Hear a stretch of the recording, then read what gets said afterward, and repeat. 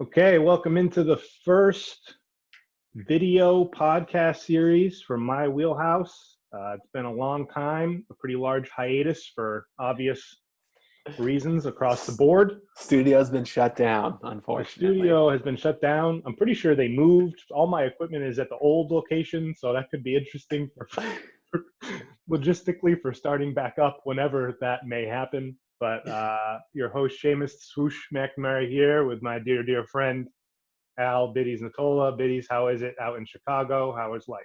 We got a cold, rainy one. I think we're the center of the epidemic right now, so things could be better. But definitely happy to be on the Zoom. I know that we're still training Uncle Mike on it, and he's going to replace me sooner rather than later. But for now, happy to be here.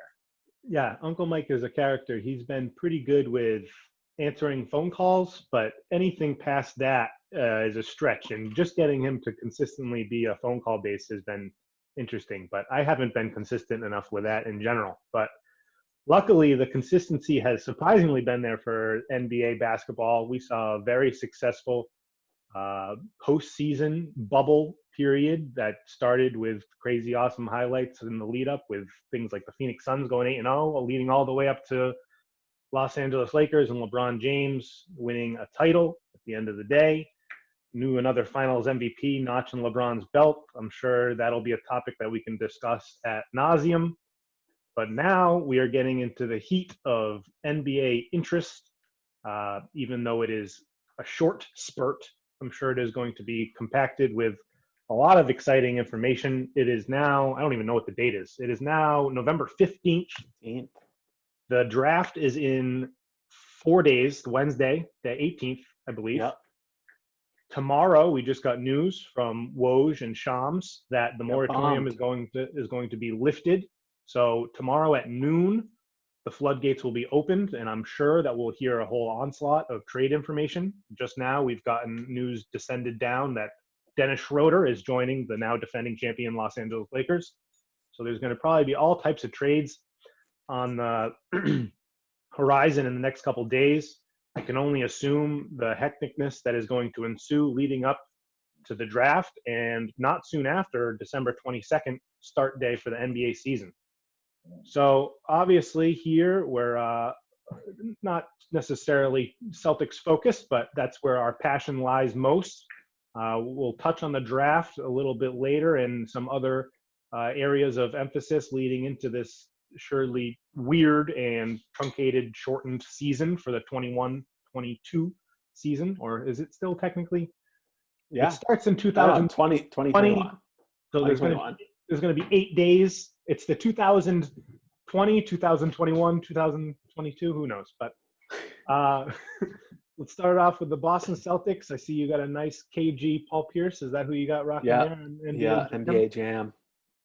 So exciting season for the Boston Celtics coming in. I think if you told the average fan that we would be ending up with a Eastern Conference Finals visit and a loss in 6 games, or I think that you would take that. But obviously expectations changed in the season because of the improved performance of our young studs and Jason Tatum and Jaylen Brown.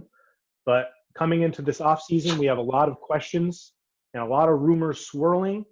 What is your most intriguing and favorite rumor that you've been hearing, whether it's something to do with Gordon Hayward being signed and moved, or the consolidation of picks to land a star like Drew Holiday? What piques your interest most for these Boston Celtics? I think the number one has to be Gordon Hayward, specifically the Hayward for Miles Turner trade rumor. Makes a ton of sense why hey Millie makes a ton of sense why Hayward would be comfortable in Indiana. The fit for Turner on Indiana doesn't make a ton of sense next to Sabonis. The fit for Turner on Boston, where we don't have a traditional big, also makes a ton of sense on our side. And with Hayward, it just hasn't worked out, unfortunately. First 5 minutes of his Celtics career, his leg exploded. And then again, this past offseason, really got to think things would have been a lot different if he doesn't sprain his ankle in round one. So I would say that what interests me the most is what Hayward's future is, what he's thinking, because he could opt out, he could be traded. And so I'm just curious, what do you think about Gordon's future on the Celtics? Yeah, I mean, piggybacking off what you said, and something that I forget the exact phrasing that he uses, but one of the people we appreciate in this industry, Bill Simmons, what does he say? He's cursed because of it's kind of snake bitten. Snake bitten. That's exactly it. He's kind of had a unfortunate black mark on his career here, and although we've seen signs and potential sparks of what could be something fantastic with three-wing versatile basketball, switchable defense, stuff like that, I think that Bill Simmons is 100% right. Well, as Millie plays with a squeaky toy. Hey, relax. I just think that it's smart to move on. And I think it's, even though I do think in the best case scenario, he could fit into a potential championship roster as a secondary creator and a good defender and a steadying presence. I think unless he can be brought back at a low yearly annual value, I think that a deal very, very similar to what has been discussed to what you just brought up with Miles Turner is a perfect suggestion. What I was intrigued with most specifically is the deal that I saw that was Miles Turner and Doug McDermott. And although that's kind of a subsidiary kind of fringe piece, I think that type of depth that would be used in our rotation immediately and bring a lot of value in terms of shooting, I think that that pairing would replace what value we did have from a healthy and perfect situation, Gordon Hayward.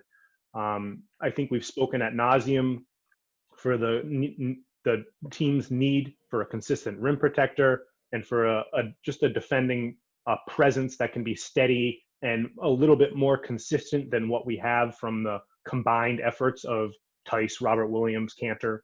And what I like about Turner is that you can put Turner at the 5 and have him play around 4 other players. You can have Tice at the 5 and have him play around 4 other players, or you can have Turner at the 5 and Tice at the 4 at the same time. Yep. And I really don't think that the Williams, Tice, Cantor trio would ever be able to have 2 guys on at the same time. And just, you need to have different looks as much as the league has moved away from having twin towers, so to speak. I think just being able to have different looks is something that the Celtics lacked. I do think that to a degree, I bet you Tice stays around. And I bet you unless a team is enamored with Robert Williams, and I'm crossing my fingers that no one really is, I think those are likely the only 2 centers or bigs that'll be returning for the Celtics coming up to this next season. I think it's very likely that we find a way to finagle our way out of the $5 or $6 million that Enes Kanter is owed. And I think the 2 or 3 or whatever million baseline that Vincent Poirier is owed. I saw him recently was saying he wanted more minutes. Like, what did you do that garnered more minutes? But whatever. He's behind Taco in my eyes. Right. So he's out of here. Maybe Taco does a little bit more back and forth from Maine than he did last season. I think it's more likely that in free agency, even though we're going to be operating on the fringes with our mid-level exception, and if we need to make a move for a big piece, it would need to be a sign and trade. I think our center position in bigs is going to be the main focus of what we target in the draft. Obviously, we have 3 first-round picks and a couple of seconds, or whether it is something like that Miles Turner trade. And even though in Indiana, the biggest hiccup was that fit between Miles Turner and Sabonis, we did see it be successful at times. The 2 of them on the floor together wasn't optimal, but Miles Turner, as you said, showed that he can perform as a stretch big and defensively a guy who's versatile. And he's not a fantastic switch defender, but he would fit into Brad's scheme very, very well. So I know that we've seen other rumors where the Knicks would be interested for Gordon Hayward, and with other rumors including the Celtics being interested for Drew Holiday, landing him, which would likely be a situation where we would move up all of our picks and then flip that pick. I think with what the Knicks were showing interest in, I wouldn't be surprised if everything that I just went over was kind of related. From what I can tell, the majority of the teams that are picking in the top 10 would like to stay where they are, if not move down, with the exception of maybe Detroit if LaMelo slips. We've heard from the start of this draft that it's a weak draft at the top, but I think because of that discussion of its weakness, I think it's kind of stated the strength that it has in the middle. The meat of this draft, having 20 to 25 players that have the upside and reasonable expectation to be a strong rotation player, is really something to look forward to. So the Celtics having picks at 14, 26, and 30 puts them in a really, really optimal spot. Normally, I wouldn't say moving up and consolidating picks in a draft like this would be a good idea, but because of the Celtics' restrictions in terms of their roster size and how many open slots they have, I do think that that would be an awesome option. So yeah, I think like if you look at last year, we would have been better off to consolidate the picks. Right. It's just like it's tough to bring in 3-4 rookies and try to create time for them. And Grant Williams ended up getting way more minutes than any of the other guys, especially come playoff time. And so it's like you look at a guy like Romeo Langford, who didn't get a ton of minutes, kind of disappointing rookie season. Like if we had consolidated all of those picks and move up 5 spots, get more of a high-level prospect than Langford, that would have been great. And I think we're in a really similar situation this year. I get the sense that Romeo could be available, even though obviously Danny drafted him, likes him, but I get the sense that he could be someone that could be had. I think that it's interesting to think about the Drew packages. Obviously, David Griffin, he really handles these waters very well in terms of making players available, but also not making the player uncomfortable to know that he's being discussed in trade discussions. He says that, yes, this guy is on the market, but our asking price is probably going to be pretty high, to the point that he probably won't move until it's absolutely necessary. Drew Holiday's maybe a one-time All-Star, and I think that was way back with Philadelphia. Does that sound right?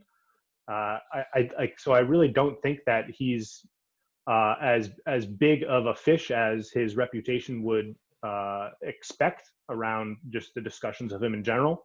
Obviously, his role to a team, I think, is what really allures the Celtics as a switchable defender, one of the best perimeter defenders in the league, maybe only secondary to Marcus Smart. So if we could land a Drew Holiday, I think our perimeter defense, which is maybe our best attribute as a team, would be even more scary. There's a lot to be said about when you're taking a macro perspective about how to best improve your team. A lot of people who speculate on what to do and what moves to take and what the correct path is, they think the best way to do is attack weaknesses. But there's a lot of evidence behind bolstering a strength to the degree that it's overwhelming is an even more impressive way to improve your team.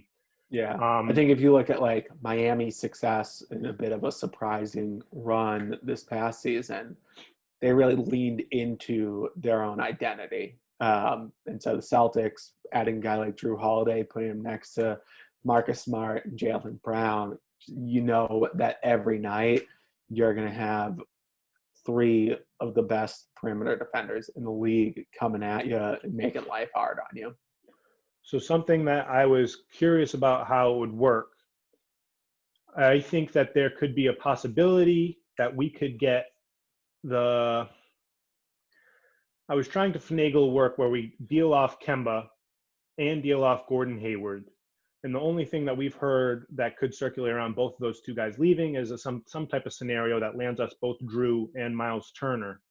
And if we were to move up in this draft and to get a pick like the 8th pick or the 6th pick from Atlanta, that would be a pick that would be rerouted probably to New Orleans.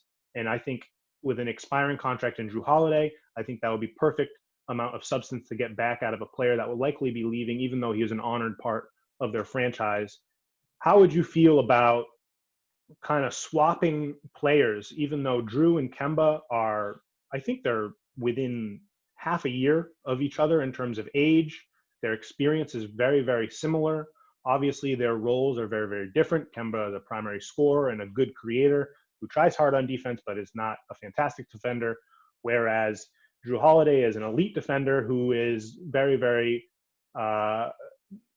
he's more than competent offensively. He's an effective shooter. He's an effective secondary ball handler who can play as a primary ball handler in a pinch. I think that Drew, at the end of the day, would fit better.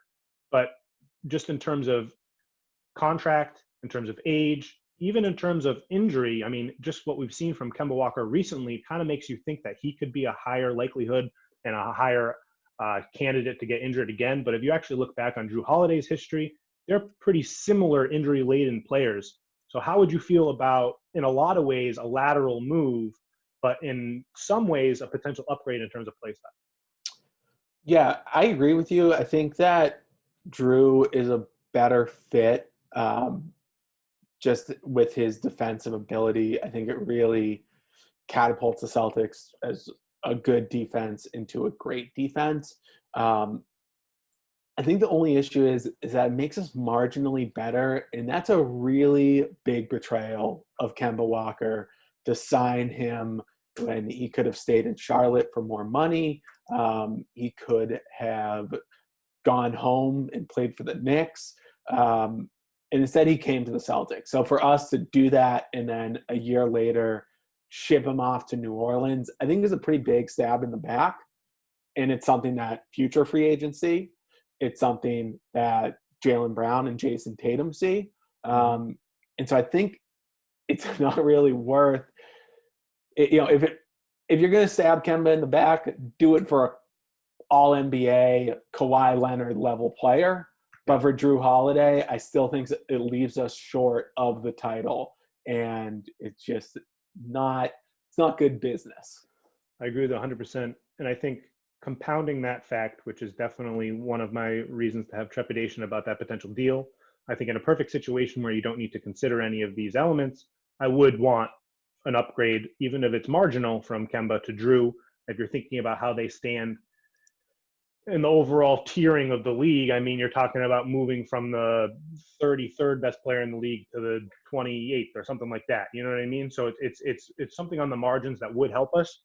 But at the end of the day, I'm not sure that a package that involved the 8th pick and Kemba Walker, even if that seems like an overpay to Celtics fans, I actually don't know if that is something that would appeal to the New Orleans Pelicans, even if the shooting and spacing that would be provided in offensive explosiveness that Kemba would provide alongside a defensive guard like Lonzo Ball and Zion Williamson as a firehouse on the back end of that offense, even though that fit actually might make more sense there, I think they're probably looking more towards pick packages, younger players, people that can extend their timeline with this young core that they're building. They're likely to re-sign Brandon Ingram to close to a max, if not a max, this offseason as a restricted free agent.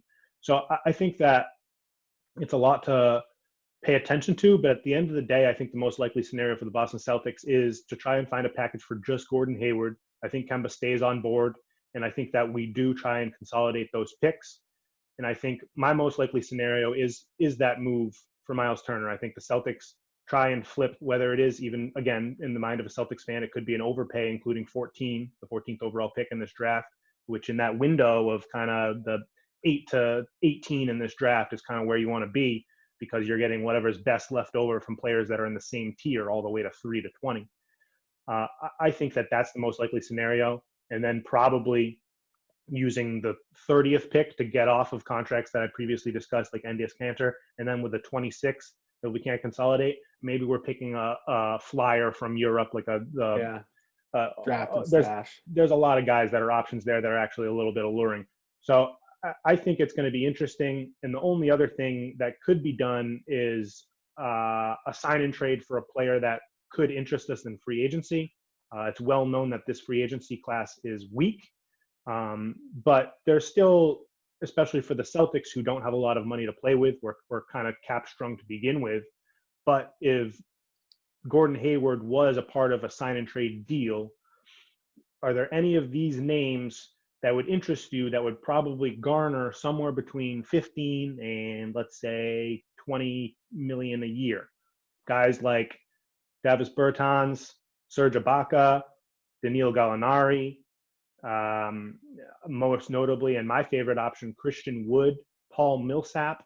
I think those guys, depending on what suits your fancy, could be an interesting, not necessarily last resort, but suppose this deal that has been discussed with Miles Turner falls through.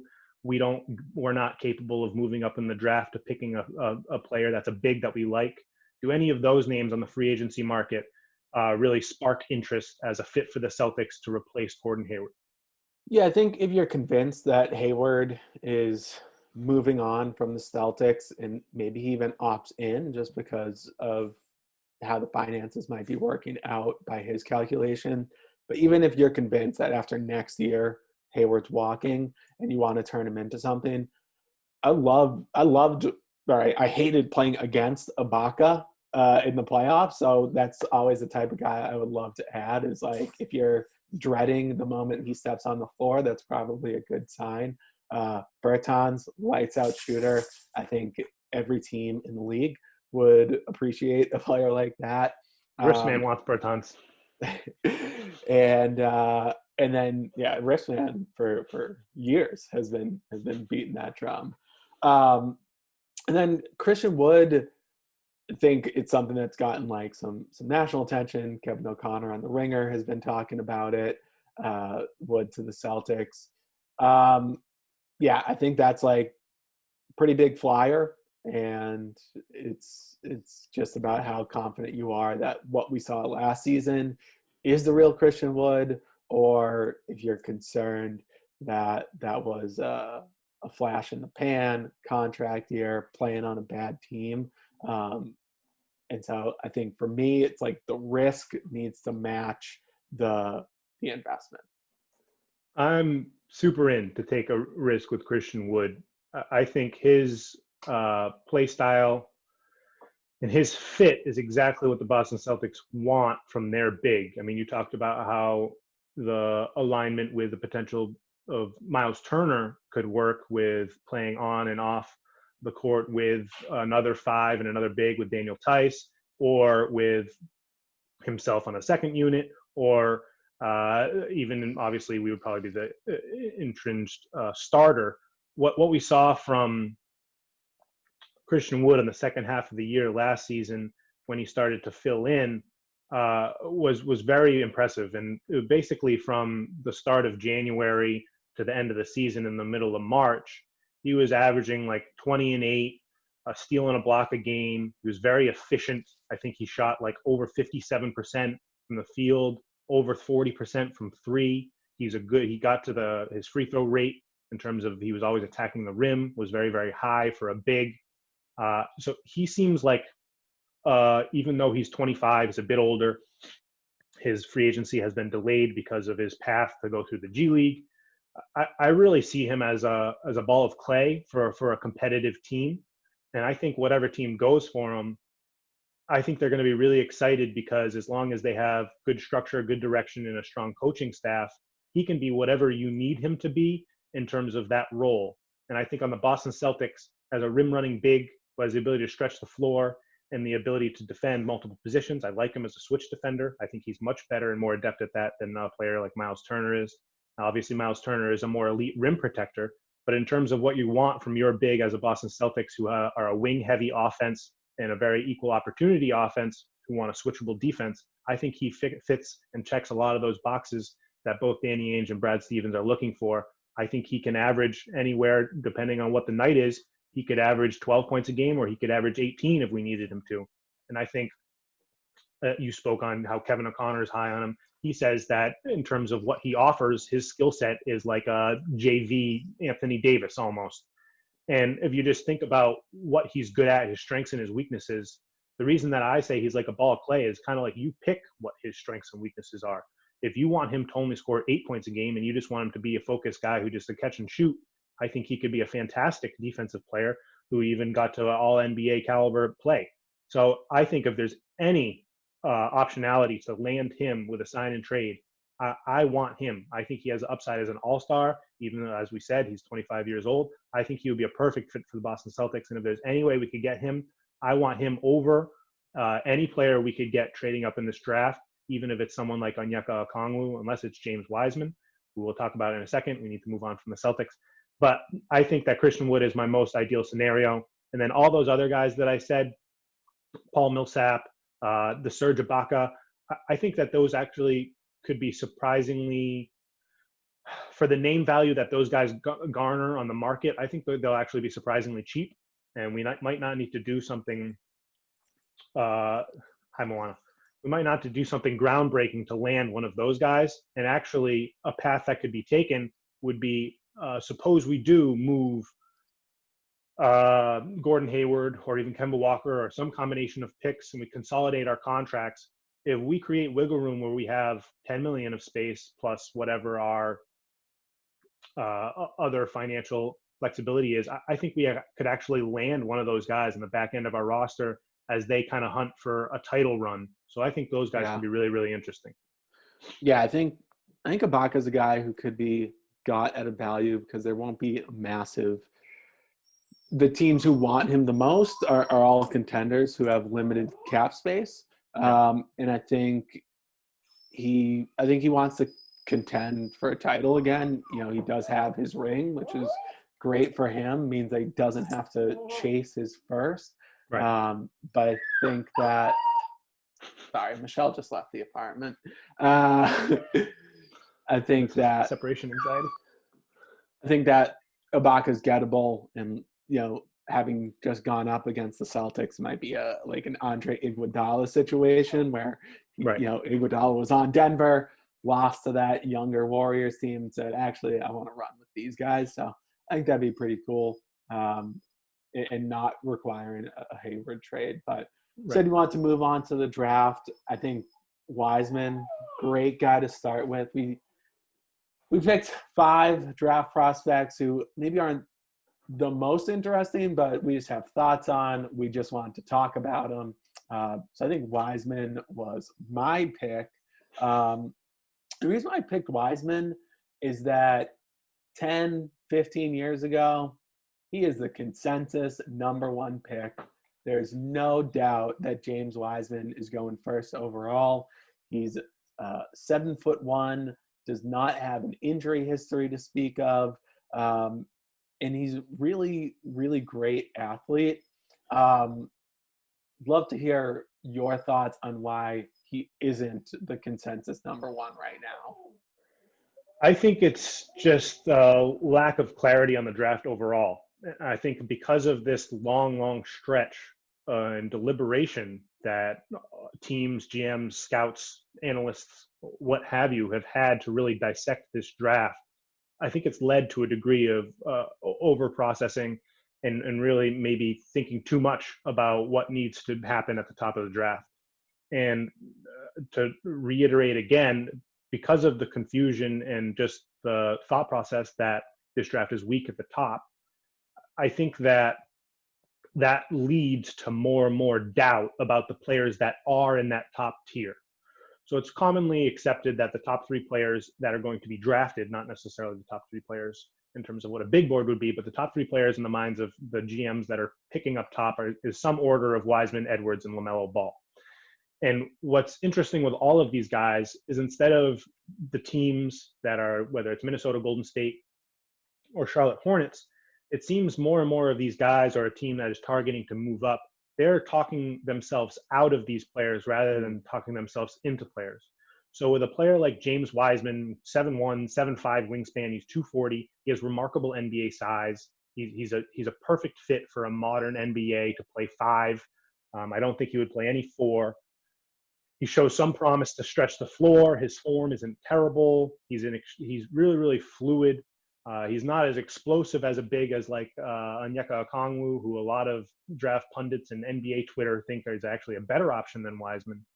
But where I think that it's gone a little bit too far is exactly what you're saying. Is it don't make it more complicated than it needs to be. This guy is a freak athlete. He's been too successful at every stage that he's been at. The only issues that he's had at lower levels, so in high school and such, were a consistency of effort and the propensity to try and do too much.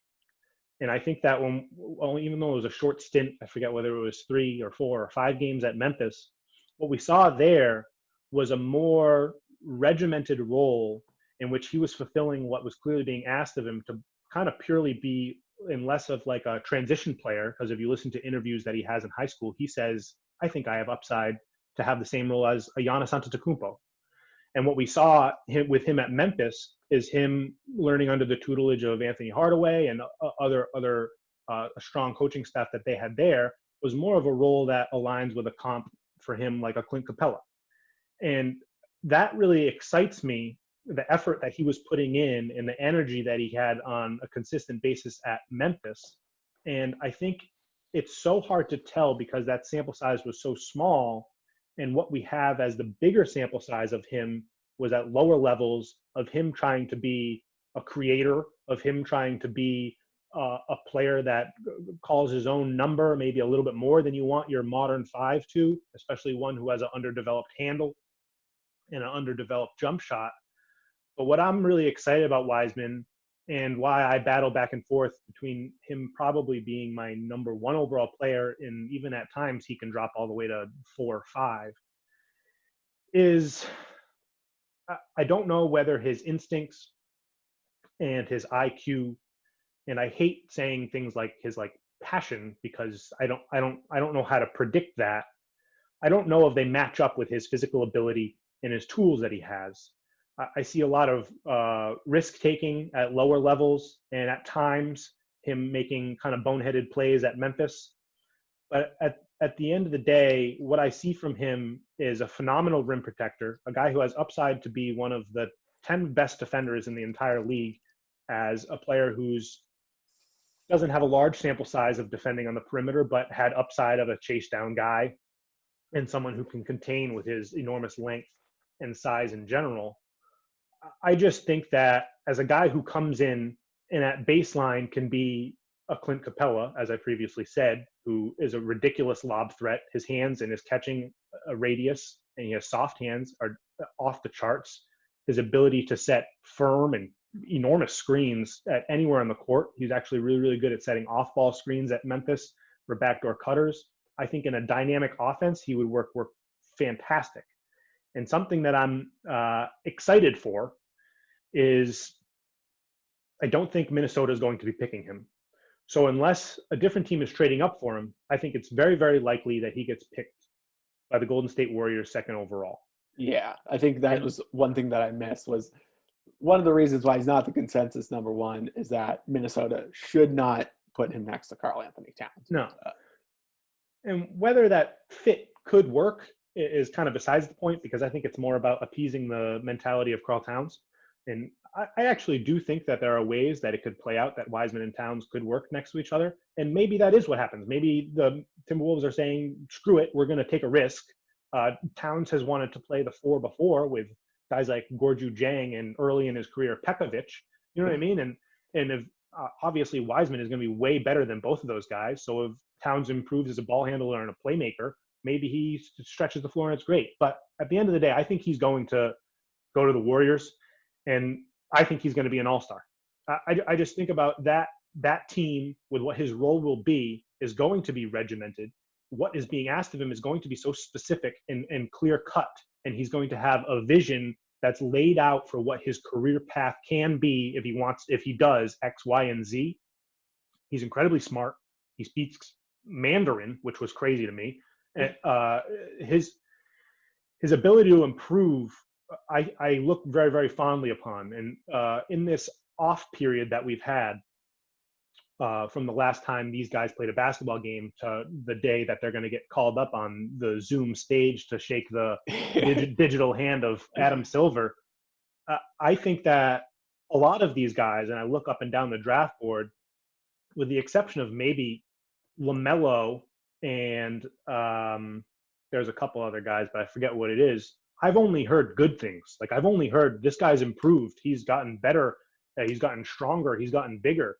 And Wiseman is absolutely one of those guys that's at the top of that list who I've been hearing very, very, very good things about in this off stretch. So I think he's going to come in to the Warriors, and I think he can help them right away, be a defensive presence. Maybe he allows them flexibility to move off of Draymond Green, which I think would help them getting ahead of that nightmare. He was obviously abhorrently bad last year. So I think if he can come in, be a low usage guy in his first 2-3 years in the league, as Steph transitions, Clay transitions to being an olderly, less mobile, still fantastic elite shooter. And as his game progresses, developing an offensive game that isn't overwhelming and isn't too vast and doesn't give him too many options to lose himself in the creativity that he has with his tools. I'm thinking offensively, he can be something like what Marvin Bagley showed last year as an explosive, fantastic jumping athlete, left-hander, scoring at multiple levels. I think he has that ability offensively to really etch that part of his game out in the years moving forward. And I'm really excited for him to land with the Warriors. And if he goes anywhere else, literally anywhere else, I think he's going to be bad. Like if he goes to Charlotte, he's going to be bad. Like he's going to be asked to create. He's going to be asked to be doing those things that will work for him in year 4 and 5 on year 1, day 1, and he won't be able to do it, and he's going to crumble. I agree with you, Shay, on a lot of those points about like feeling overwhelmed. He played 3 games at Memphis, and just watching those highlights, he's not a takeover player. So putting him on Charlotte, where he's going to be looked to, and it's like, you need to score us 20 points. He might be able to get it, but it wouldn't look pretty. So putting him on Golden State, where he can play a really well-defined role, rim run, and then slowly add stuff in with a world-class team, I think would be great. You'd also get big game experience, which, like, if you look at Toronto, Game 7, Jason Tatum was the dude. And it's like, of course he was. He dunked on LeBron James in a Game 7 when he was a rookie. So that early big game experience I would love. And, he's a big man who needs to develop a feel for the game. That's just pretty common for bigger guys. And just to add some color on how big he is, 7'1". The only other 7-footer on the board that I've seen is the toothpick from Europe. So there's not a lot of 7-footers. And even just looking backwards, like even 2 years ago, DeAndre Ayton is 6'11", and he's massive. So you're really looking at a guy who has size that is not out there. And then one last thing on Wiseman is that in his 3 games, he went 19 for 27 from the free throw line. So one, just getting 9 attempts a game. I like that sort of habit of being able to get to the line, and then he was making them. You want to move on to the other blue chipper that we marked off? You said that one of the things that Wiseman doesn't have on his palette is the takeover propensity, and that's something that guys who love Anthony Edwards think that he absolutely can do. I like watching Anthony Edwards, but I would be horrified of taking Anthony Edwards in the NBA draft. And it seems like that mindset is something that carries through the heads of a lot of GMs across the league as well. He has absolutely prototypical NBA size, as 6'5", 6'9", 10 wingspan. He's 220 already, only 19 years old. I think he'll be pretty strictly a 2, but he has the ability to play the 3 moving forward. He has absolutely the biggest range of outcomes in this draft, maybe besides someone that you just mentioned in Pokusevski. But I mean, he could go anywhere from being the comps that are high end are Dwayne Wade and Victor Oladipo in his All NBA season, all the way down to a J.R. Smith and a Dion Waiters. And what I hear from the primary draft analysts that talk frequently about Edwards is that it's going to be one or the other. It's going to be either or. It's going to be he's going to be that middle star, ground, right, or that. And I don't necessarily think that's true. I think that similar to Wiseman, in this off stretch, I've heard only good things. He seems like he has worked on his game. He seems like he has gotten more consistent as a ball handler. In terms of someone who can create space in New York subway, he seems like someone who can get a shot off at any time. And all you have to do is go and watch that Maui Invitational second half against Michigan State to see what his upside in the league is. Shot making that is unmatched with anyone, even in the NBA. His range all the way out to 30 feet is absolutely there. But then on the other side is literally the first half of that same exact game. He scored 3 points, and it was just bad shot attempts that didn't go in. Yeah, And for someone with his size, he's not as aggressive as you want going to the rim. So he has so many questions. I think pretty similar to Wiseman, where I think it's going to be great for him if he goes to Warriors because that structure will help him a lot. I think that Edwards is likely to bust because I'm looking at the draft board and I see Minnesota and I see Charlotte and I see Chicago and I see Cleveland and then I see Atlanta, and I'm saying, where is he going to go where they're going to give him the structure and direction that he needs? I don't want him to get the keys, and I think that it's likely that a team is going to give him the keys. If I was Minnesota, I would pick him number 1 overall just because his upside as that elite NBA wing scorer who has tools and showed flashes defensively, even though the effort was spotty and sketchy. I would take him just because that fills and because that player that you have at the 2 right now might be in jail in Malik Beasley next year, even though I love Malik Beasley. But I'm just thinking about it like it makes sense in terms of a fit, but what leadership in what direction is he going to be taking? He's not learning and playing well off of D'Angelo Russell and Karl Towns. I don't know. How do you feel about Edwards at all? Do you think he's going to turn out? He's the type of guy who has all the tools, which is very encouraging.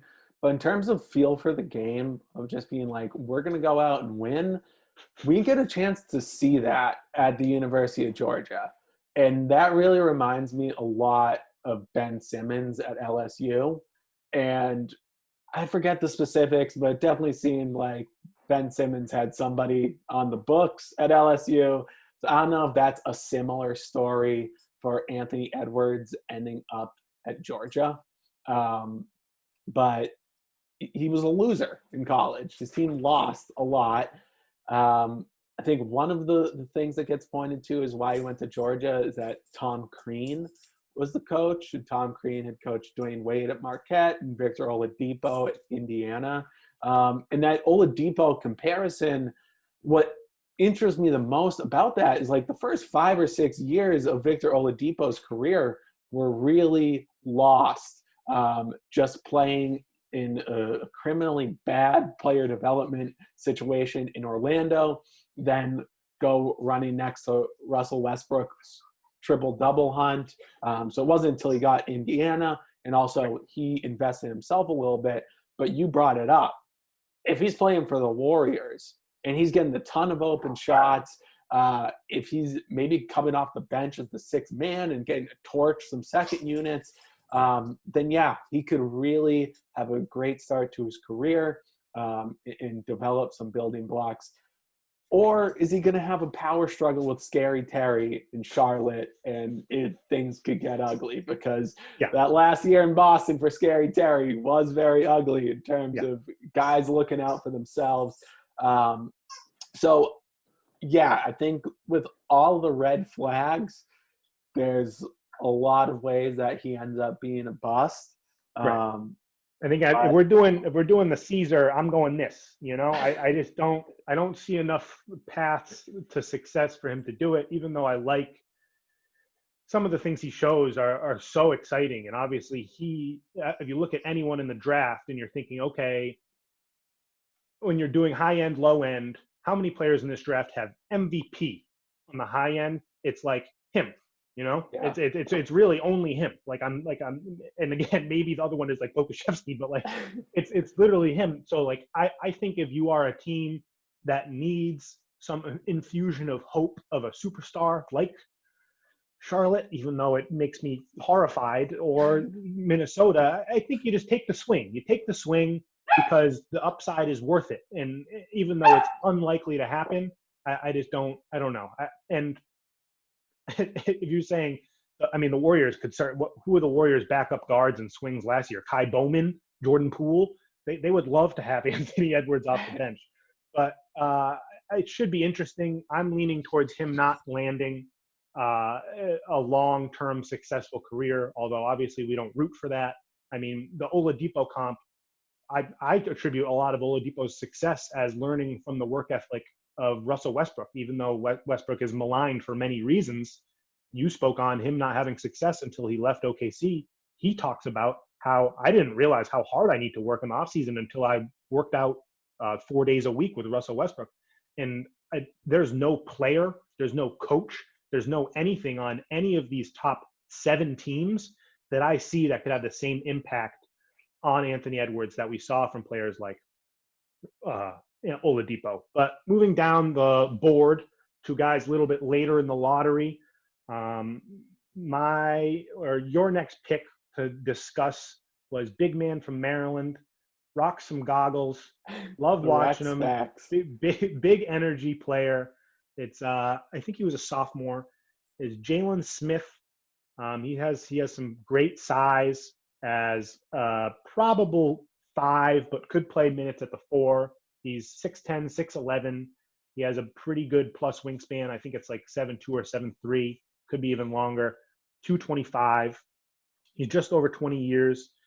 He had a great year at Maryland. I think he averaged like 18 and 12 with over 3 blocks a game. And he showed the ability to stretch the floor. And besides that, he's a pretty simple offensive player and a pretty simple defensive player. What he's going to give you isn't going to jump off the page. But again, what he fits into as a stretch big on the modern NBA, he fits along the lines of someone we talked previously about with like Serge Ibaka. I think that's exactly the type of player that he could be in the league, someone who has the ability to stretch the floor and be an awesome rim protector, an energy player, and a coach's favorite. I think this is exactly a player that reflects this type of draft. He's probably going to go somewhere 11 to 19, and I think whatever team gets him is going to be happy with him. How do you feel about Jalen Smith? Yeah, he's the modern 5. I love the rec specs. He at Maryland last year, he shot 37% from three-point land and averaged 2.5 blocks a game.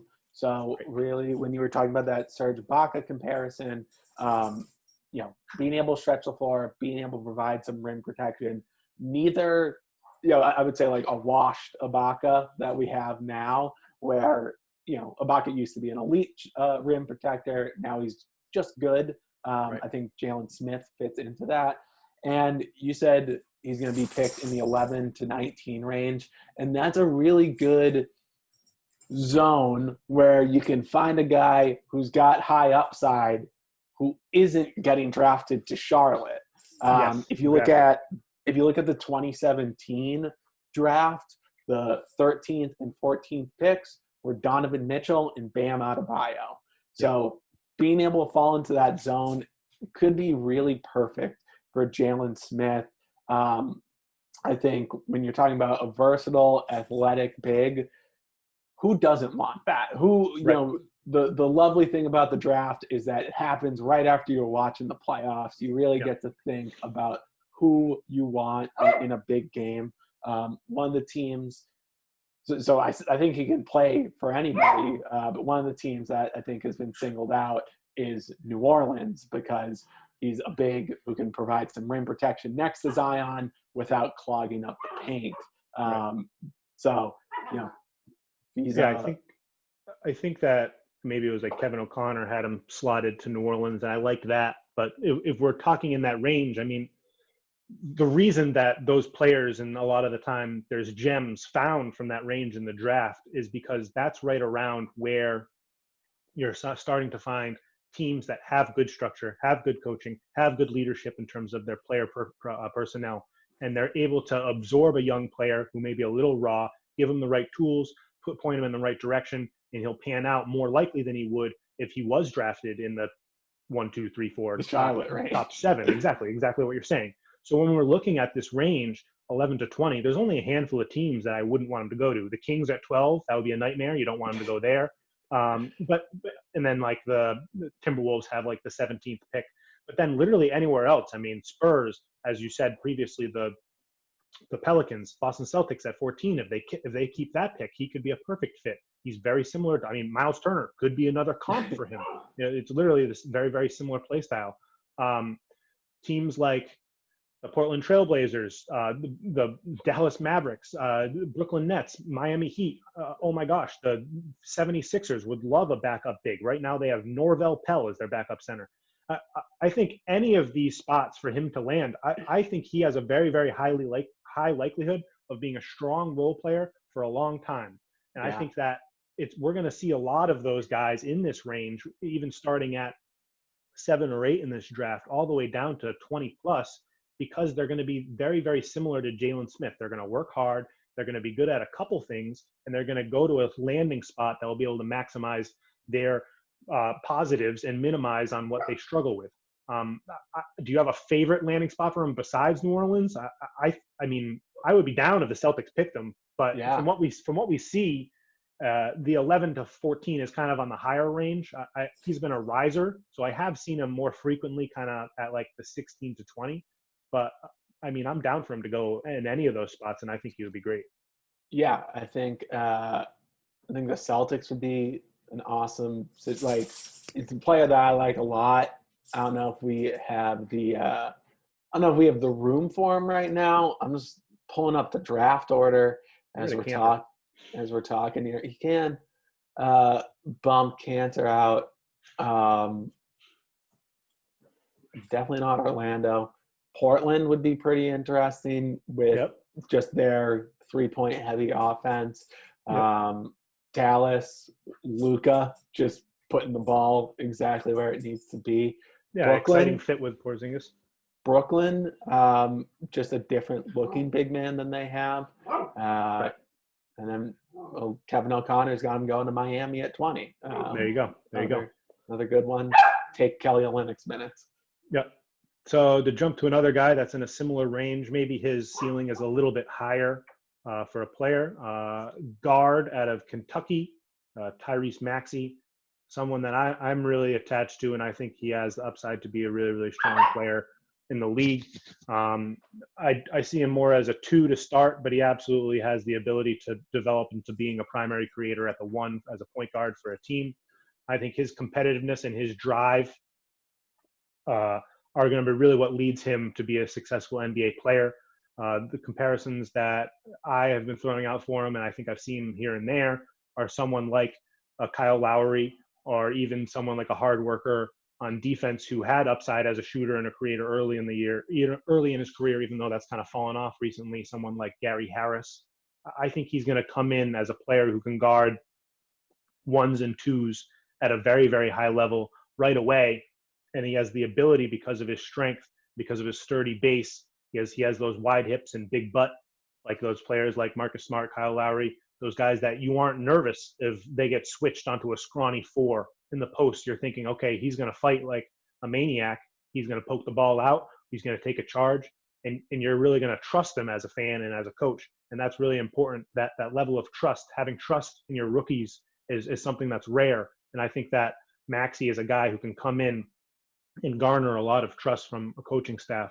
He makes me excited because any player and you got to be careful because there's players that don't fit into this mold, but any player that comes out of Kentucky, a highly recruited guy that had varying levels of success while at Kentucky, you have to assume there's some diamonds that hasn't been brushed off in terms of aspects and areas of his game. We can talk to all ends, whether the Jamal Murrays or Devin Bookers or Bam Adebayos, Karl Anthony Towns, the aspects of their games that weren't used at all, whether it's the creation or the passing or what have you. It is, they're put into a specific box at Kentucky and they're asked to thrive in that role. And then once they go to the NBA, then they're giving the wings and the ability to thrive into something new. But you need to be careful when you're comparing those, because to go along with every Tyler Hero and every De'Aaron Fox, there's also the Malik Monks. Sad, I still trust him. I think he could be great. The Harrison twins. There's plenty of, yeah, exactly. James Young. There's plenty of examples of it not working. How much Maxey have you watched, and do you think, as long as he lands in a good spot, I mean, we're talking the same exact range. It's the 10 to 20 range, where if he could land in, again, I like him in Boston. I think he could be a good backup guard in Portland. I think Miami would love him. I think he would be a fantastic backup point guard in Philadelphia. Do you see him working out regardless in situation, or is he a similar guy that he's going to need the right surrounding elements to be a good NBA player. Yeah, I mean, I did a little YouTube dive on him. Everything scoring wise looks good. What I really like about his offensive game is that he's very in control. I think at 6'3", he's kind of smaller, but not too small. But what worries me is that he doesn't shoot very low. So I just don't know about his offensive upside if that shot is a little funky. And for everything we talked about with Jalen Smith being a guy who can go to the right situation and play a lot early, I think it's different for a guard because you just have a lot more veteran guards that coaches tend to trust. And I think, like you said, it'd be great to see him in Boston. I think he'd be backing up behind Brad Wanamaker and not getting any minutes and be buried on the bench. Having a Romeo Langford. And I just think I think that would be one thing that I worry about for Maxey, for your Maxey stock is if he gets drafted to a team where they have 4 veteran guards that they trust and he just doesn't touch the floor for like his first 2 seasons. So I would say I'm not expecting a lot out of him early. Okay. I mean, I think he can. He's 20 years old. He's already 200 pounds. He wasn't a huge producer. He showed signs as a passer, but like I said, he's going to be more of a secondary creator. He's a ball hawk defensively. I just think that his effort is going to carry him to be a player that is going to demand minutes. And even if he goes to what's a team in that range? I mean, I think there's no way that Brad Wanamaker would be dependent over him, but that's kind of just because I'm lower on Wanamaker. But let's suppose he goes Could he slip to Milwaukee at 24, or is that too late? I think that's past his range. I mean, Milwaukee would love him there, but I mean, more often than not, I think he's closer to 10 than he is to 25. But I think his range is vast because a lot of these players are in a similar tier, and it's kind of just pick your poison with what you want here. But I like Maxey. I think he's going to get there. I think he only shot 29% from 3 and I understand that's concerning, but he shot a much higher percentage at lower levels. I like his form. I trust his ability to be more consistent at the next level. He attacks the rim. He gets honored defensively as a guy who shoots at a higher clip than he does. And I think that's very, very valuable. When you look at a guy like Tyrese Halliburton, who shot closer to 40% from 3 at his time at Iowa State, who's a really, really big draft darling for draft analysts across Twitter. And his form is so grotesque, even though it goes in. And when you're comparing someone like Maxey to Halliburton has a much longer stretch at the college level of being a dependable shooter for you in terms of the percentages. But in terms of what the defense respects, I see more respect going towards Maxey and what he has going into college as a player who was a scorer at all 3 levels in the high school and AAU circuits. Whereas with Halliburton, I see low sample size, and even though you shoot 40%, it looks gross, and I don't trust it. So I think Maxey is going to be good. It's going to depend a lot, like all of these guys, on where he lands. And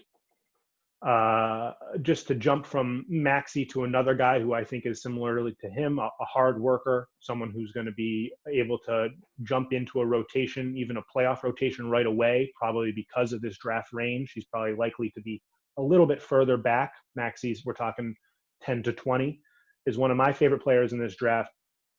Desmond Bane out of TCU. I believe that those are the Horned Frogs, right? That's TCU. That's correct. Oh yeah, you gotta love that mascot. Best mascot in college basketball. His biggest knocks and his only knocks are his age and his wingspan. Everything else, Desmond Bane is fantastic at. 3-point shooter, creator off the dribble, explosive athlete, fantastic defender, 1 through 4. He's like 6'6", 220. He only has everyone says negative wingspan, but I've seen 6'6", 6'6" wingspan or 6'6", 6'5" wingspan. I'm not super concerned about that.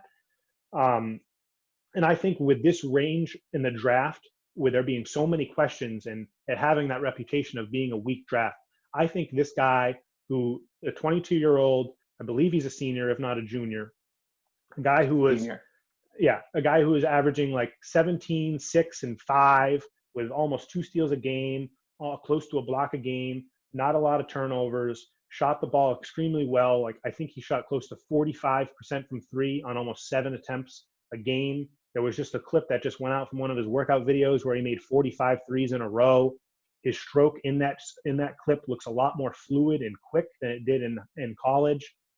I think he's a 3-level scorer that can defend anybody, and I would love to have him. I think he's going to be a workhorse, and I think he's going to slip in this draft because of the age and just because I don't think necessarily teams are super concerned with things like wingspan, but just because of that weird tick and because all the stipulation between players in this draft, he's a guy who on my big board I have 10, 11, 12 range, and I think he's going to go probably somewhere 20 to 25.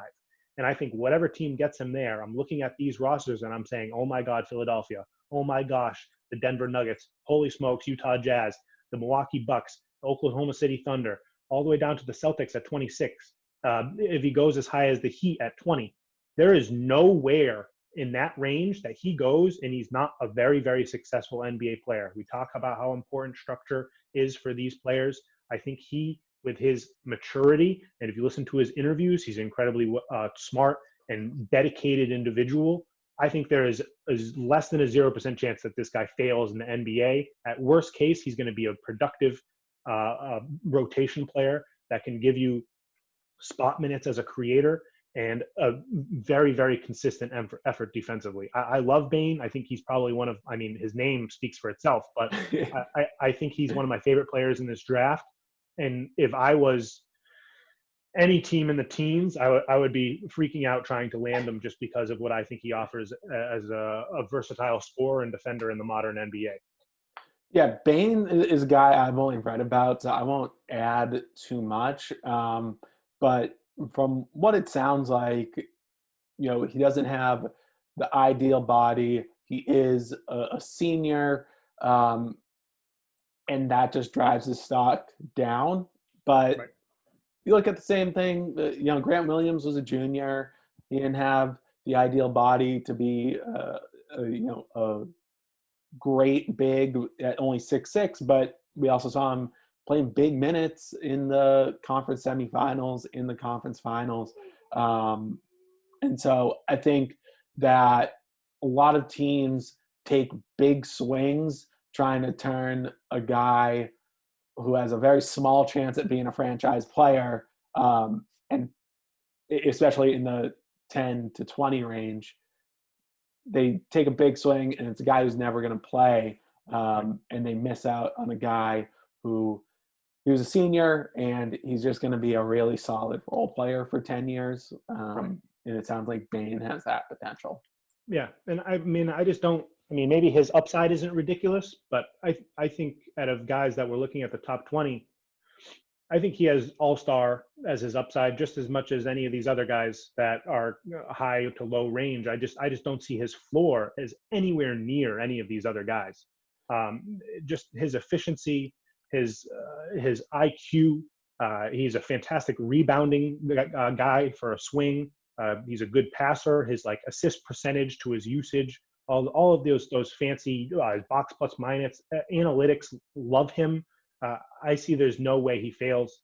If he's there at 26 and the Celtics don't move that pick, he would be a home run swing for me there. But I think that the draft is going to be super, super interesting. I think there's going to be a lot of movement, and I think we're going to see a lot of weird things go down. Wednesday night, we know that there's going to be trades happening galore moving on from tomorrow, Monday, in that 2 to 3 day stretch up until Adam Silver opens up his Zoom to say the first pick in the NBA draft. But it should be interesting to see, especially with teams like Brooklyn and Philadelphia having picks in that range that we've been discussing, in that 15 to 20-ish range, for how they can really change a team that's going to be coming into this season looking brand new. A lot of changes. So I think we should finish off just talking about some of these teams and seeing how coming into this new season, they're really in the back of a lot of fans' mindset. They're kind of laying a little dormant. And I think coming into next year, teams like Brooklyn, teams like Philadelphia, teams like you could not like the Rockets anymore, teams like the Warriors, these are legitimate title contenders that last year were completely irrelevant. So of those three, let's just focus on those three: Brooklyn, Golden State, and Philadelphia. Which ones offseason changes or upcoming outlook to the 2021 season gets you most interested and excited? I mean, I just think with Brooklyn and Golden State, you have two. We had a really great season last year, and now you are just activating these two ready-made title contenders, which I love. I would say Brooklyn's probably the most interesting because Kevin Durant, if he comes back and is the same guy he was in Golden State, which is not a given considering he suffered an Achilles injury, but if he is, then maybe Giannis is a better regular season player, but come playoff time, Kevin Durant will be the best playoff player in the Eastern Conference, and then he's got Kyrie Irving as his running mate. There's a lot that could go wrong with Brooklyn between the health of their two stars. They got Steve Nash as the coach, first-time coach. Mike D'Antoni as the assistant. Weird. And if you think about Los Angeles last year when they hired Frank Vogel and Jason Kidd was brought in as the assistant, it was almost like you're driving in a car and the guy in the back seat has the gun. And, see, if it's not going well, if Steve Nash and Kyrie or Steve Nash and KD are butting heads, you got a head coach ready to go. So I'm just really fascinated in what we're going to see from Brooklyn, how this, they have two of the most talented guys in the league, and how that's going to play out in they're a brand new team. I agree with you 100%. I think out of these teams, Brooklyn is the most interesting, and I think it's because of that fire that they're playing with that is the mercurial minds, even if mystifyingly childish, that are Kyrie Irving and Kevin Durant. And outside of those two guys, they have a lot of flexibility. And the more I look at their new incoming coaching staff, the more I really, really like it aligning with these two weirdos. And I think it actually has upside to work very, very well. I think Steve Nash as the head coach is a guy both of these guys really, really trust. Kevin Durant has a prior established relationship with him, a guy that they get along with really, really well. They have fantastic offensive minds coming in. Obviously, we know Mike D'Antoni's resume and his connection to players that obviously like Steve Nash, and like they're bringing in now Amare Stoudemire, their player development assistant coach. I didn't realize, but they already have other players like Tiago Splitter on that staff. But they're retaining guys that a lot of players on the roster really aligned with and enjoyed. So they're bringing back Jacques Vaughn, who was the interim head coach last year. They're bringing in another assistant head coach who is commonly regarded to be a head coach candidate across the league, and Ime Udoka, who was a very successful assistant in the later years of the Spurs championship run, and was recently, I think, a Philadelphia assistant. So I think the range in coaching expertise, and we heard that clip of Kyrie and Durant talking on the podcast that got ripped to shreds just because it's the two of them talking about how anyone can coach.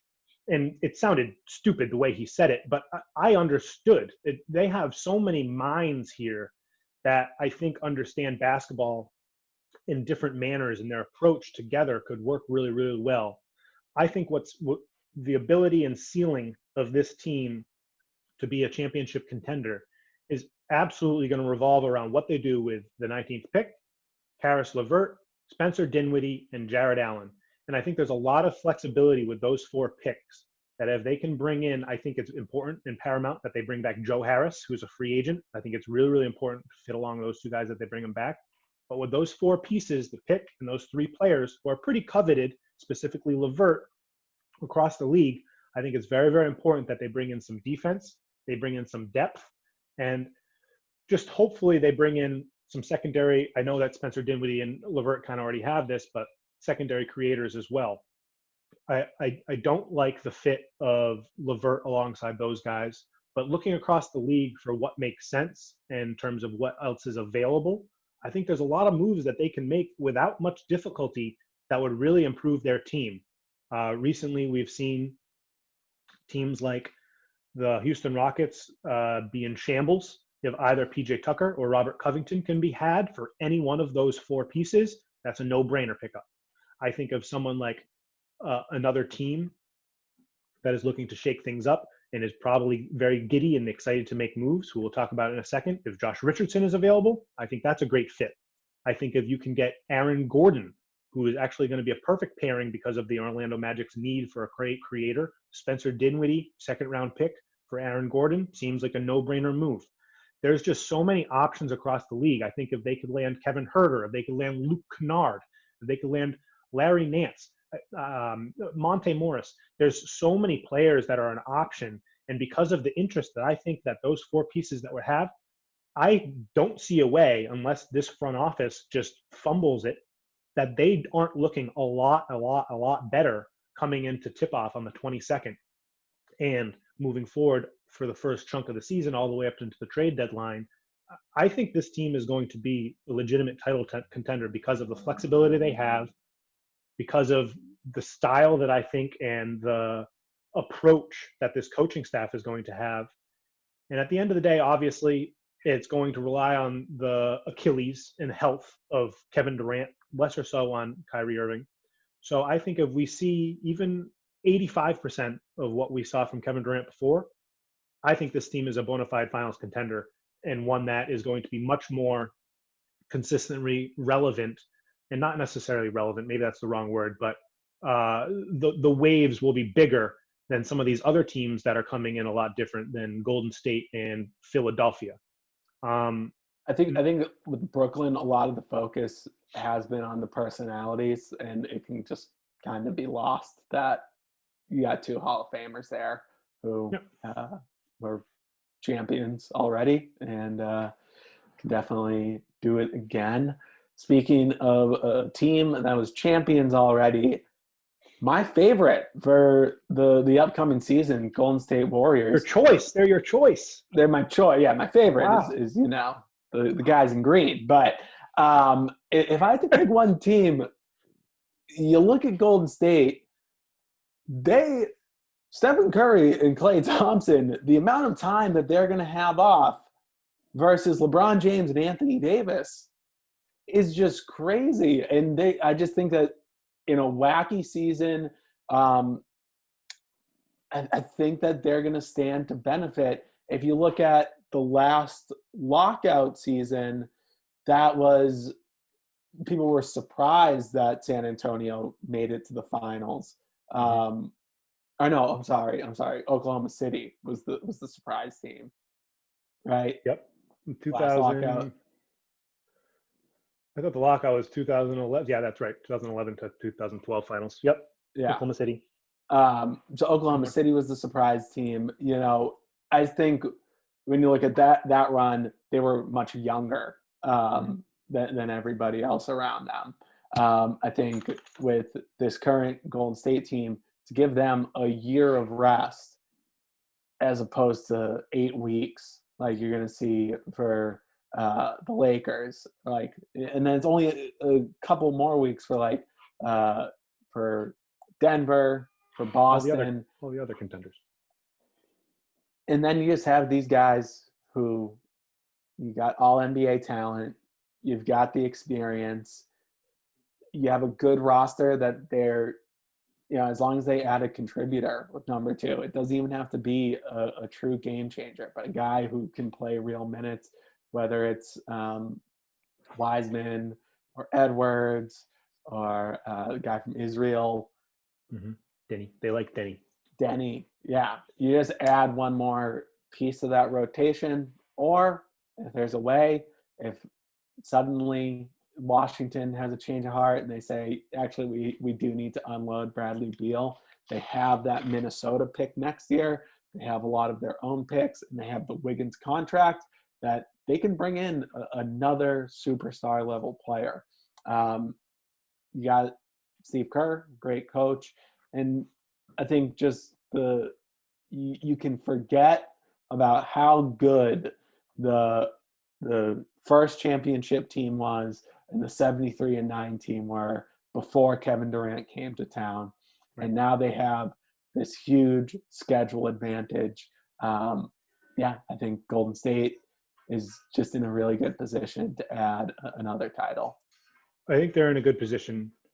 I'm really nervous about, and I know it's going to sound stupid, but I'm nervous about what we saw last year. And I'm nervous about what we saw last year without Steph and without Clay there. And I understand that they're pretty much the entire team. But when you look at in terms of what their depth is, if Clay's in foul trouble, or if Steph needs to take time off for another ankle injury, or what have you, it doesn't matter. Right now, their backup guards, as I stated 30 minutes ago, whatever, are Kai Bauman, Damian Lee, Jordan Poole. I don't think they have Jacob Evans anymore. But there are other backups who have shown signs of excitement, and they had rookie surprise producer Eric Paschal last year. And then they have guys like Kevon Looney, Marquise Chris, and Alan Smailagic. I don't see enough of a cohesive roster, even if the upside of the 1 and 2 being a top 3 player in the league and Clay being a top 15 player in the league being everything. I'm too nervous about everything else unless they make a move. And I think if they draft Wiseman, like we obviously talked about in depth, I think he's a fantastic fit. And I think that he could make their window be a real candidate next season to be a contender. But unless they're making a move this year that is, like you say, with a Beal, that is trading the maybe future Minnesota pick, that's going to be more valuable than the second overall pick right now because of how impressive next year's draft is, to land them a piece like Beal or someone else that could become available. I just don't think there's enough meat on that bone to be able to go through once you get towards playoff season. I just don't see it there. And I agree with you 100%. I think that they are the most likely team in the league to start off 20-0, if that makes sense. You know what I mean? Because of the rest that they've had, because of the time off to focus on their health and recovery that both Steph and Clay have had, I think Steph and Clay are going to come back and are going to be pretty close to what we saw from them the last time the two of them were healthy. I also really like Andrew Wiggins as a piece of this team. I know he's maligned across the NBA landscape as a player who never gives you as much as you want from him because of effort or what have you. And I think a lot of this Warriors infrastructure is going to pull that out of him. It's going to reduce his offensive role. It's going to increase his effort defensively. And it's going to provide him with the landscape to become a really positive impact player. I think he's only going to average 15 or 16 points a game. I'm hoping it's on high efficiency, but I'm excited for Wiggins this year, and I think he can be really good. They just need him to be Harrison Barnes. Yes, and I think he can be that. Exactly. It's not the highest bar to hit. And you also got to factor in that in this free agency, the owners are going to be a little bit tighter. And so then you're going to have some veteran players who, if they're not getting a big contract, then it's like, hey, why don't I go run with the Warriors? Right. I think that they are definitely a good option to get some minimum guys that are going to go for cheaper. We talked about earlier about the Celtics maybe trying to land someone like Paul Millsap or Ibaka. Yeah, someone like that could be really good. But the issue is that they're already at the tax. You know what I mean? Steph is getting 40 mil, Clay's getting 32, Draymond is getting 20, and Andrew Wiggins getting 27. They don't really have a lot of wiggle room to land a piece. So I think they're in a good spot, obviously. As long as their guards are staying healthy, they're going to be a competitor. They're going to be on the short list of contenders for the 2021 NBA champion. And I think you're exactly right. But in terms of being a favorite and separating themselves from the pack, I think they would need to make moves. How does Draymond and the second overall pick for Vucevic, Aaron Gordon, and the 15th pick sound? Do you think Orlando would do that? I don't think Orlando would do that. Really? They don't want Anthony Edwards. They don't want LaMelo Ball. You don't think that they would be allured with that? I think they spent way too much time in the basement and just trying to scratch their way to an 8 seed. That to then go straight back to the basement would be a tough pill to swallow. In that this year, without there being, like you said, if it's LaMelo Ball, unless they think LaMelo Ball is, Trae Young too, then I can't see them taking that swing. But I think for Golden State, if Golden State was able to turn either Draymond or Wiggins into two guys, that's what I'm saying. I think they need to disperse. They need more depth. They just need more players. Like, what about even if it's like Draymond for Thaddeus Young and Wendell Carter? Like I think that Chicago would talk themselves into, even though I think Wendell Carter might be better than Draymond next year, I think that they would talk themselves into getting a leadership presence at a position that they lack depth at, and someone that could help the young guys grow. And I think that would do leaps and bounds for Golden State. I don't know. I just see there's, despite the ceiling that is going to immediately come with the return of the Splash Brothers, I think there's too many weaknesses on that roster to fill the void between being a legit top tier contender. But I don't know. They could absolutely be there. And the difference between Golden State and the team we just talked about, Brooklyn, and the team I would like to transition talking about now with the 76ers, is I think both of those teams, and even though Bob, what is Bob's last name? Holy smokes. President of basketball operations for the Warriors. And even though him and Morey are going to be more reputable fidgeters around the fringes to find things than the guys over in Brooklyn will be, I just think that the freedom that Brooklyn and Philadelphia have with their roster and with draft capital, I think that they're more likely to make a move. Because Bob Myers, oh my gosh. Because what we're looking at Philadelphia, Morey is probably, if not one, he's somewhere in the top 5 for the most confidence that would have in a front office in their ability to improve a team with as little pieces as possible. And what you're looking at with Philadelphia this year, they have the 21st pick, the 34th pick, the 36th pick, the 49th pick, and the 58th pick. And we know Daryl Morey can make gold out of that junk, That 34 and that 36 pick, those picks are incredibly valuable, especially in a draft like this that is going to have a lot of mid-tier players. Those picks, early second-round picks, are more valuable than a pick 25 to 30 because they're not going to need to be guaranteed salary in a year that players are going to be pinched for their money to begin with. In addition to them having, and you can speak about what their value is, whether Horford is a plus or minus contract, whether Tobias Harris is a plus or minus contract, but they have Josh Richardson, they have Matisse Thybulle, they have Furkan Korkmaz, and I think basically Ben Simmons and Joel Embiid are strapped to the boat. Nothing else is tied down. And I think that we've seen Morey and his ability to move heaven and earth to get anything that he needs.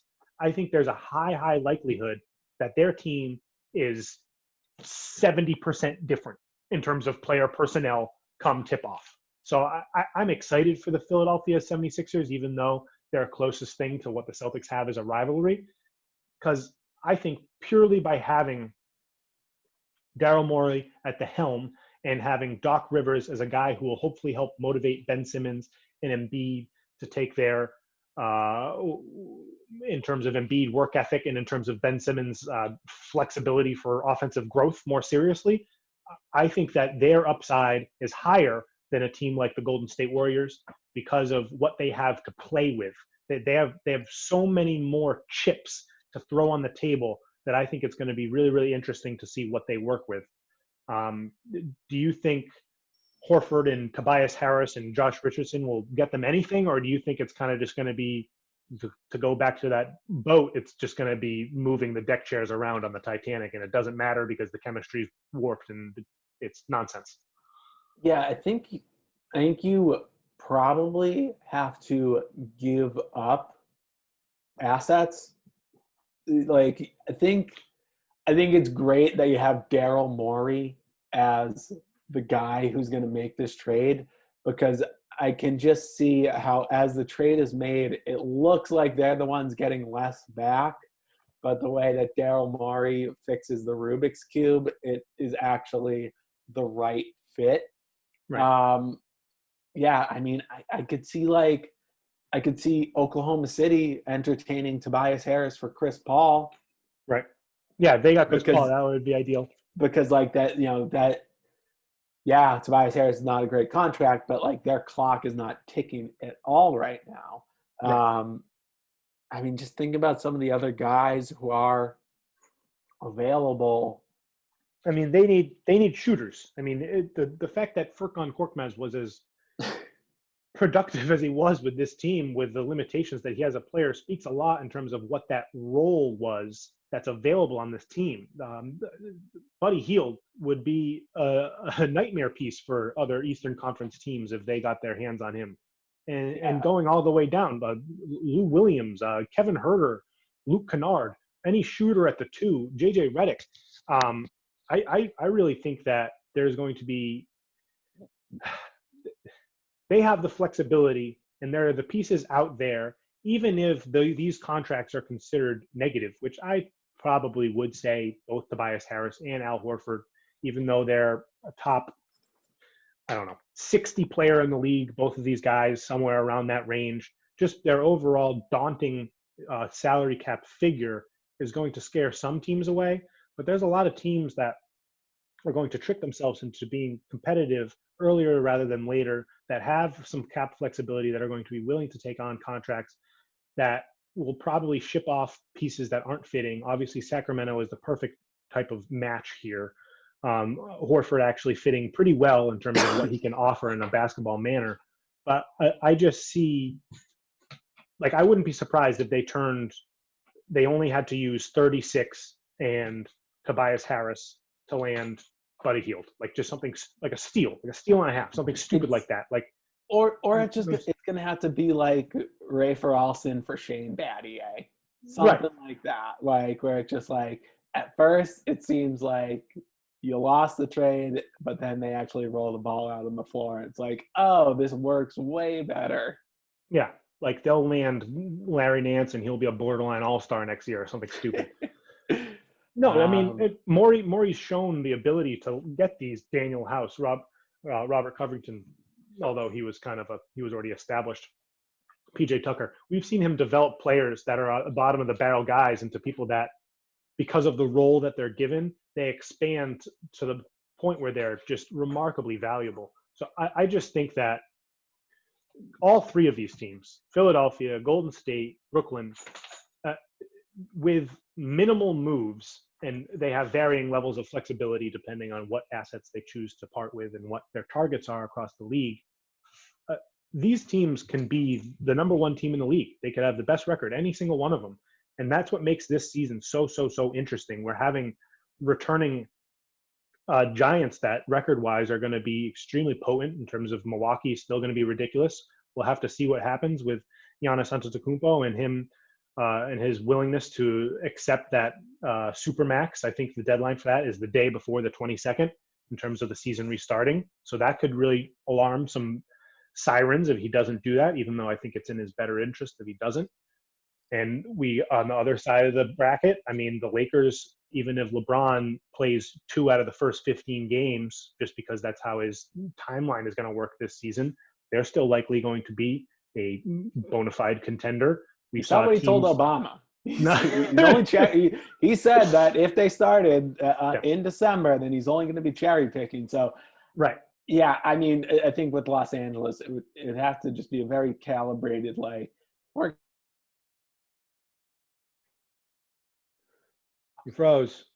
Oh no! No, you did unfroze. Wow, I was almost very sad. Wow. I was saying,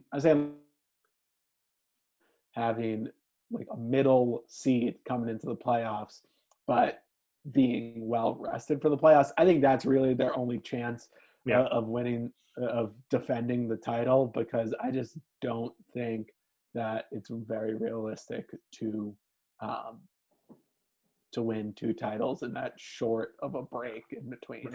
No, it should be interesting. I think there's a lot to look forward to, and I'm confident that this next 3 all the way to Christmas time is going to be hectic as all hell, and it's going to be super interesting to follow. I think with that being said, we should close it out. Yes. Thank you for joining me on our first video escapade here. Yeah. For My Wheelhouse, I guess. Let's try and make a somewhat of a habit out of it. Reaction.